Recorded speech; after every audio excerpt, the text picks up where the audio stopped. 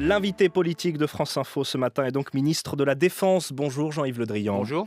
Vous les avez entendus comme nous, ces sifflets, ces insultes hier à Nice contre Manuel Valls, assassin, démission. Comment en est-on arrivé à ce tel niveau de colère contre l'exécutif après cet attentat de Nice ?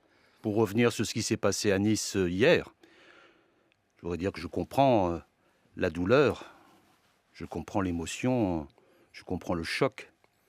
Mais il s'agissait d'une cérémonie mémorielle, une cérémonie d'hommage aux victimes, une cérémonie de solidarité avec les familles.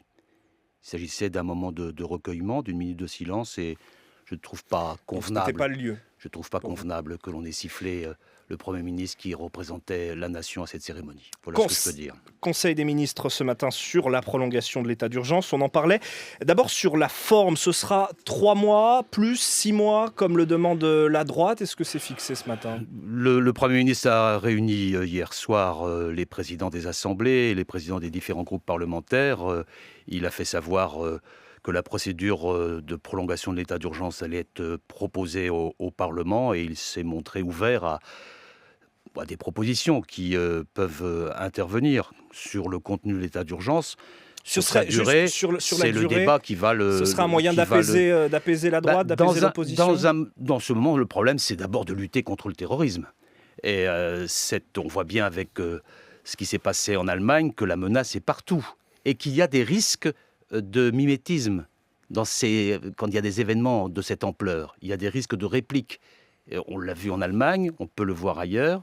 Il faut donc redoubler de vigilance et redoubler de sang-froid.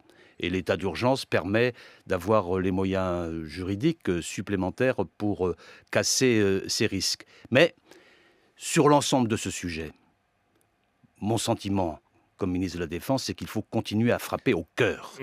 Frapper au cœur, ça veut dire frapper dans le sanctuaire de Daesh en Irak et en Syrie. On va y revenir dans un instant. Juste dernière question sur cet état d'urgence. On l'a bien vu, là, il n'a pas empêché cet attentat de Nice. Est-ce qu'il sert encore à quelque chose au-delà du symbole ? Ce n'est pas symbolique, cela permet à la fois des perquisitions administratives, des assignations à résidence, ça a permis de déjouer des attentats, ça a permis d'arrêter des individus qui, pour certains d'entre eux, étaient en lien avec Daesh. Non, c'est un dispositif juridique pertinent et qui permet à nos services, à la police, au contre-terrorisme d'agir. Alors, la lutte contre Daesh, elle se joue bien sûr, vous le disiez, en Syrie, en Irak. Vous partez dans quelques heures pour une réunion de la coalition à Washington. C'est quoi maintenant la suite sur le terrain ? Comment on fait pour gagner cette bataille aujourd'hui ? D'abord, M. Morel, on frappe tous les jours. La France, au Moyen-Orient, au Levant, en Irak et en Syrie, frappe tous les jours. Au sein de la coalition, nous avons frappé cette nuit, aux environs de Mossoul, nous avons frappé hier. On ne dit pas tous les jours à France Info, mais depuis que nous sommes dans la coalition, nous frappons tous les jours pour aboutir à ce que Daesh réduise son ampleur et sa surface sur ces deux pays, et pour aussi enrayer ce dispositif terroriste insupportable. Il faut frapper au centre. L'objectif, c'est Mossoul aujourd'hui ? Alors, nous sommes dans une phase décisive, et c'est la raison pour laquelle il y a cette réunion à Washington demain, pour faire en sorte que l'ensemble des acteurs de la coalition envisagent la phase suivante. La phase suivante, ce sont les épicentres de cet État terroriste que sont Mossoul et Raqqa. Il faut donc s'organiser pour passer à l'étape suivante. Je dis pourquoi il faut frapper au centre et pourquoi taper à Mossoul, taper en Irak, c'est aussi assurer notre sécurité ici en France, voire globalement en Europe. Pourquoi ? Parce que c'est à partir de Mossoul, c'est à partir de Raqqa, c'est à partir d'autres lieux de ce type que s'organisent des commandos terroristes qui, on l'a vu, font des massacres en Europe.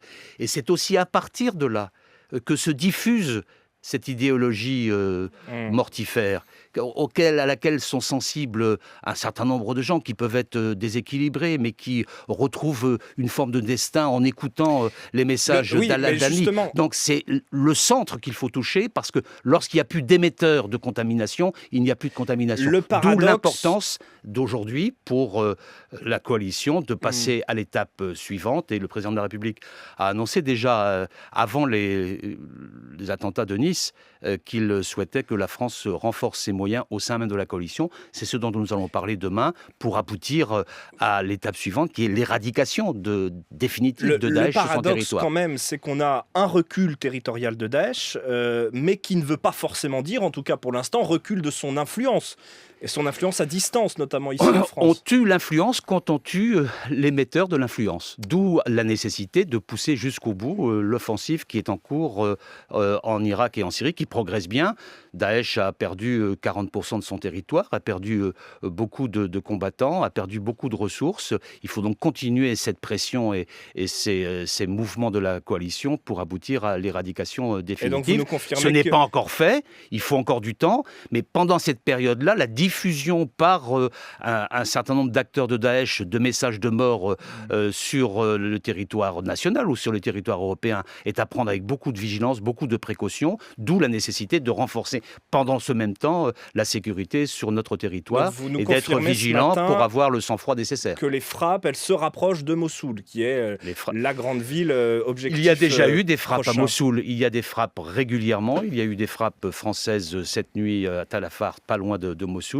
Il y a eu aussi des avancées très fortes des forces irakiennes et des forces kurdes sur le territoire concerné, puisque des villes sont tombées. Je pense entre autres à Fallujah très récemment. Je pense aussi aux combats qui se mènent en ce moment au nord de la Syrie, à Mandjib.